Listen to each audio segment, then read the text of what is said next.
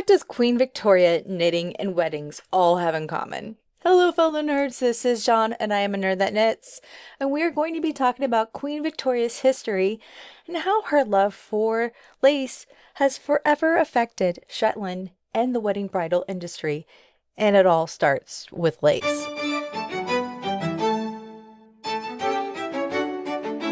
Lace and the monarchy. Where does the lace obsession start? Well, it starts with all royalty. Look at the royal portraits over the years. Lace collars were very popular. In fact, lace was used by royalty from the 14th century to the 19th century. Yes, lace, those magical threads of power.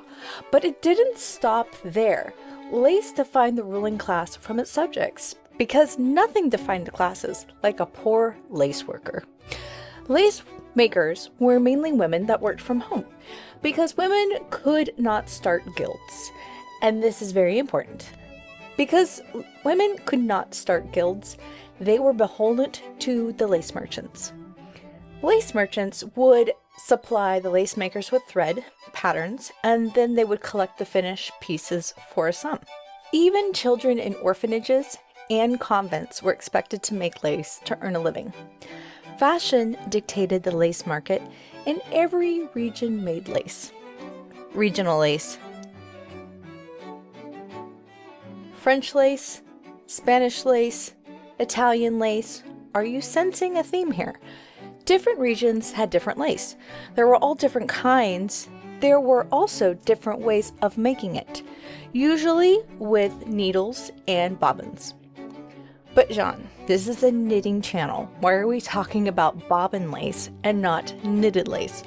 Well, I'm getting there. I'm trying to drive home the point that lace isn't some small potatoes cottage industry like some historians claim. Lace merchants used poor women and children to make this overpriced material. This point is very important, especially in Victorian era, because that's when things changed a little. And I mean changed a lot. Queen Victoria, Victoria, England. So first, let's set the scene. We are in the timeline of what is called the Victorian Era because of Queen Victoria.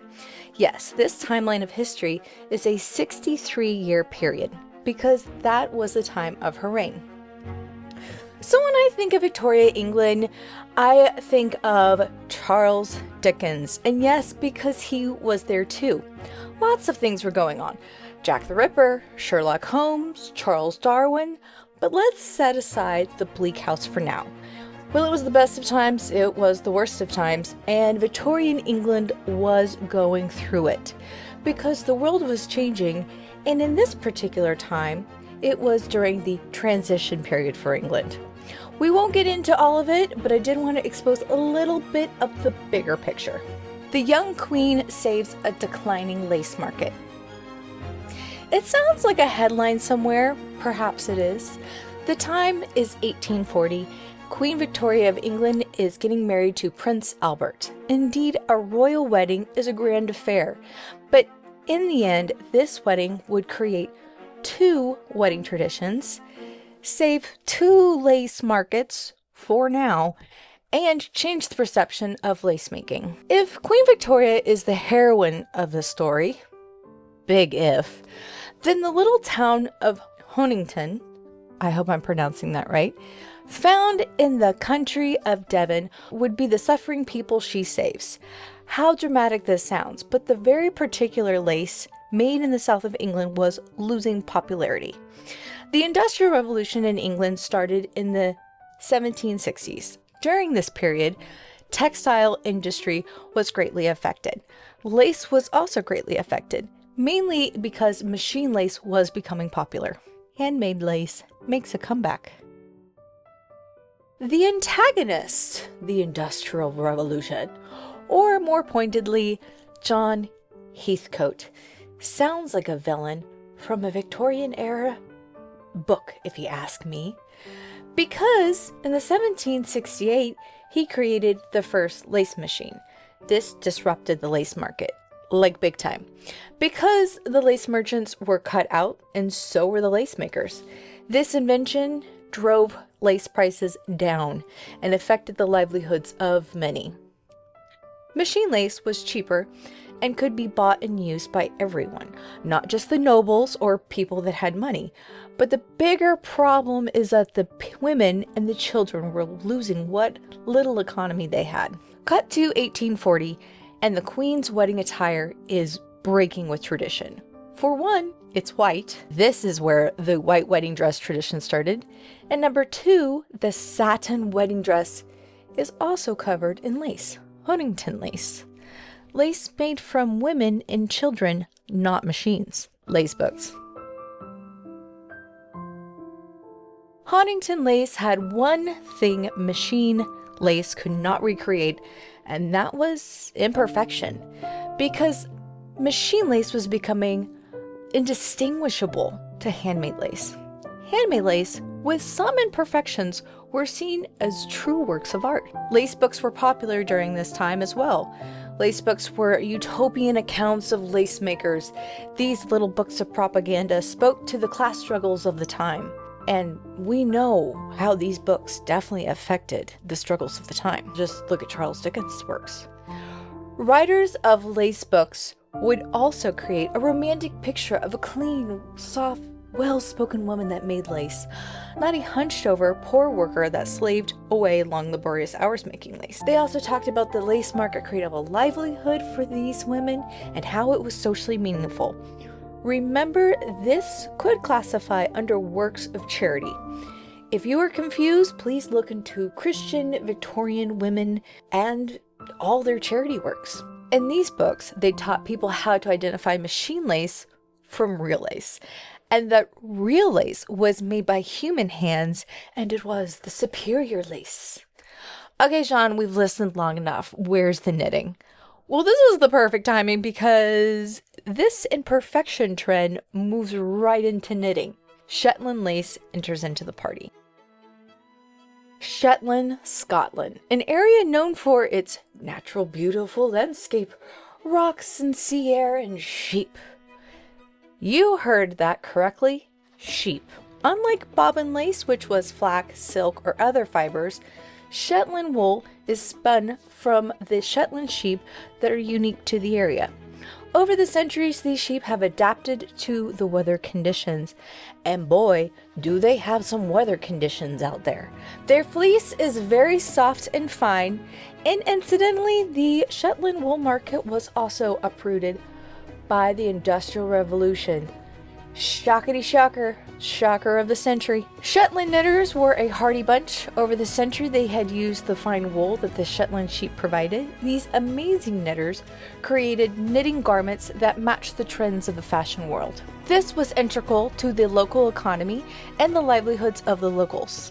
When the lace market was changing, so were the Shetland knitters, because these people knew how to adapt and thrived on the ever-changing fashion markets. Thus, they did so yet again. So knitted lace replaced the need for knitted stockings, and they had the resource. Now all they needed was the willing middleman. P&O shipping. What do you do with a retired sailor? Well, you create a shipping company, and a gentleman by the name of Arthur Anderson, who was a native to Shetland, did just that. The company P&O Shipping would survive until 2006, but that isn't what's important. What is important is that Arthur took samples of Shetland knitting to England, somehow got in front of the Queen, and guess what? She loved that lace.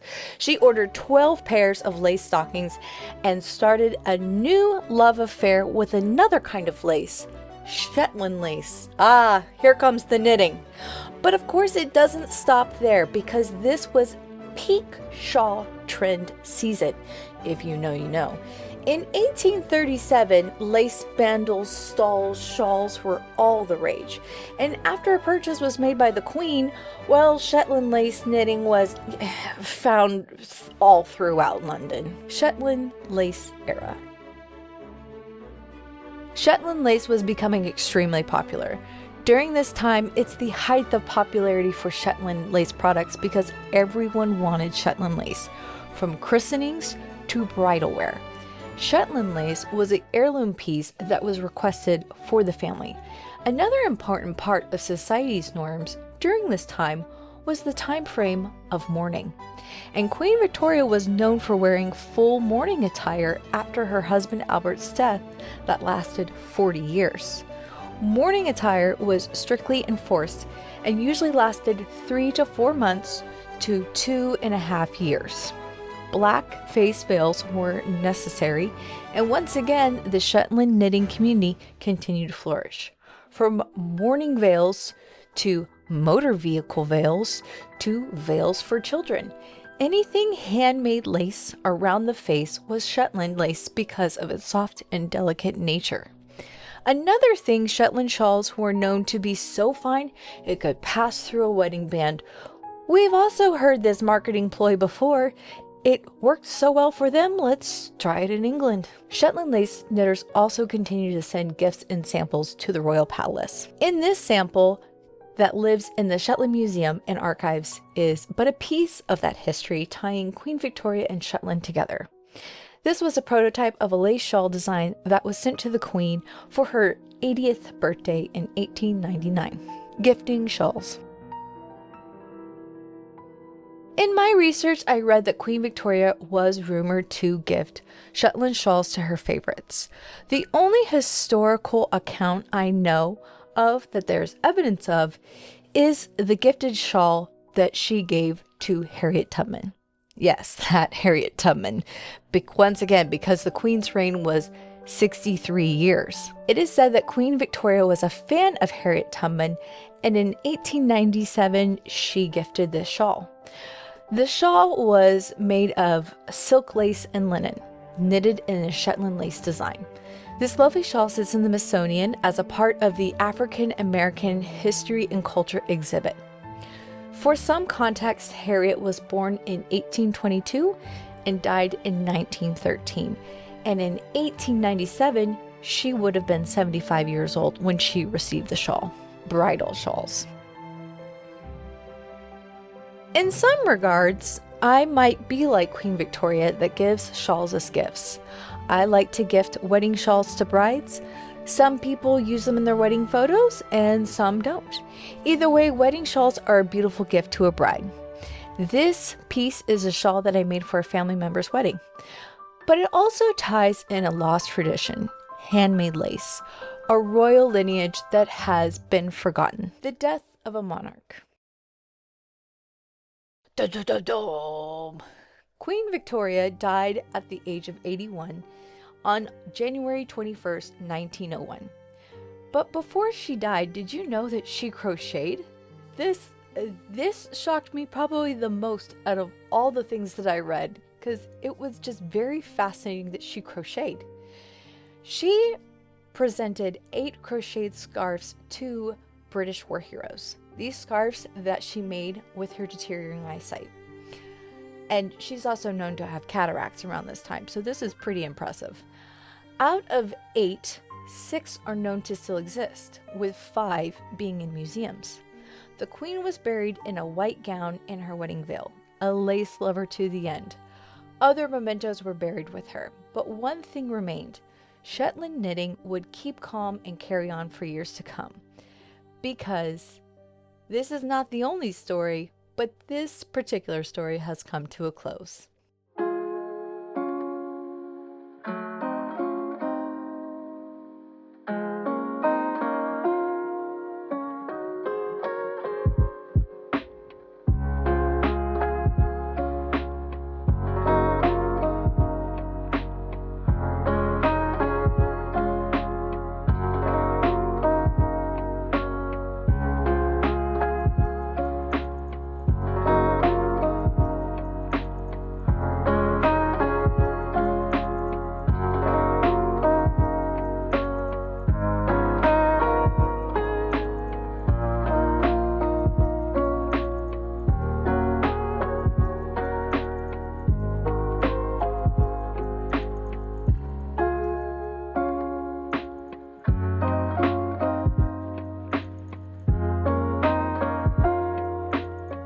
just kind of notes on some modifications for this one in particular.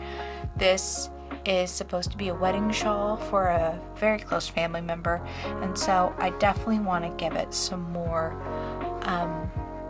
drama, and it needs to be longer. It really does.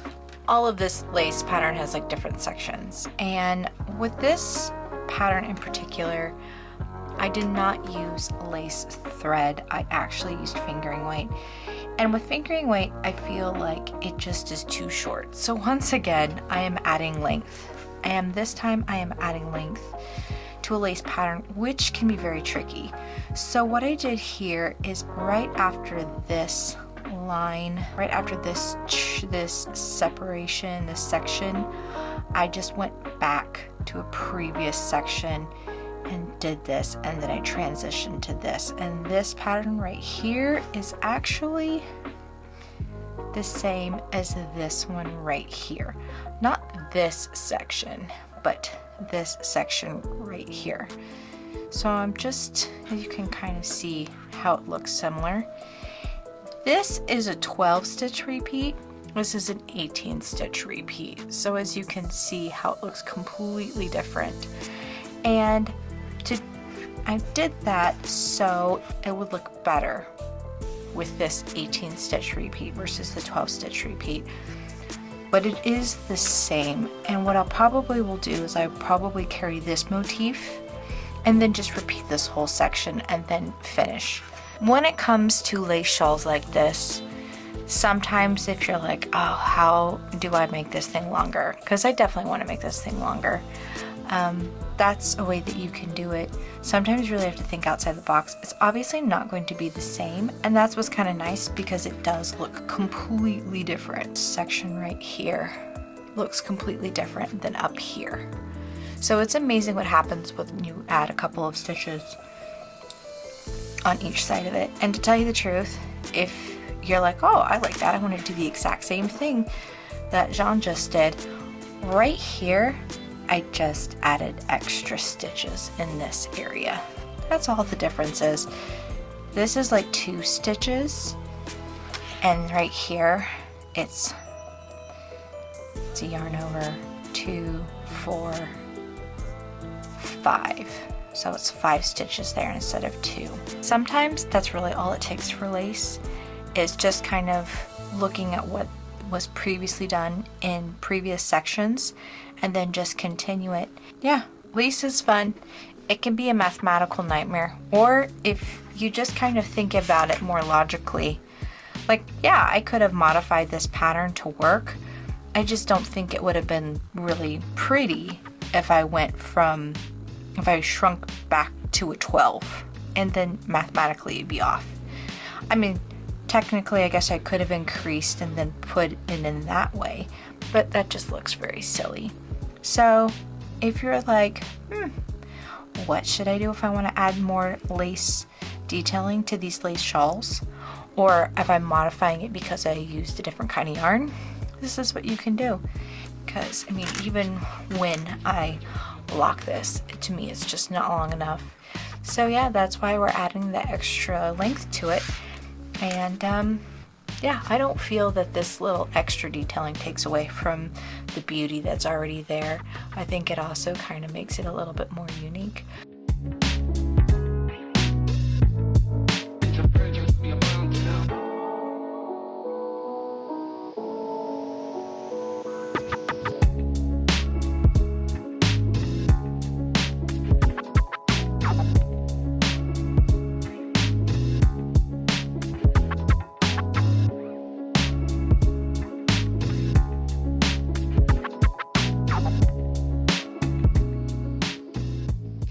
So thank you for listening to me as we talked about Queen Victoria, her ties to lace and to wedding traditions that you might not have known about.